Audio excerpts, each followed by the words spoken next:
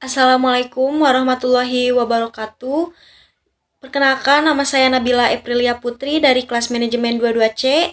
Kali ini saya akan menjelaskan sedikit materi tentang risiko pasar. Apa sih risiko pasar itu? Risiko pasar merupakan suatu risiko yang dapat muncul karena adanya perubahan zaman, baik itu adanya produk baru yang unggul, perubahan pelanggan, perkembangan gaya hidup, atau beberapa sebab lainnya. Jenis-jenis risiko pasar. Yang pertama, risiko pasar secara umum atau general market risk akan dialami oleh seluruh perusahaan yang disebabkan oleh suatu kebijakan yang dilakukan oleh lembaga terkait.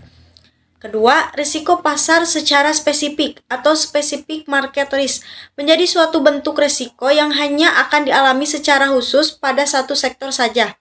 Nah, lantas apa saja sih contoh dari risiko pasar tersebut? Yang pertama, turunnya nilai pasar saham. Contoh, risiko pasar pertama yang sederhana, misalnya dalam sebuah perusahaan memiliki portofolio sekuritas saham yang dibeli dengan harga 800 juta rupiah, namun ternyata harga sahamnya jatuh, maka nilai pasar saham tersebut jelas otomatis akan muncul.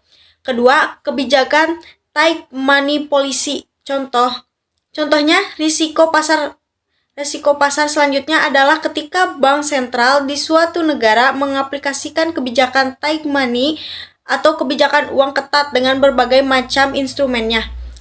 Penyebab terjadinya risiko pasar. Faktor timbulnya atas risiko pasar bisa dimulai dari yang ringan dan bahkan hampir terjadi setiap hari, atau bahkan kejadian luar biasa yang terjadi secara tiba-tiba. Hal tersebut tentu saja sangat memungkinkan memberikan dampak kerugian finansial di berbagai bidang perusahaan serta bisnisnya.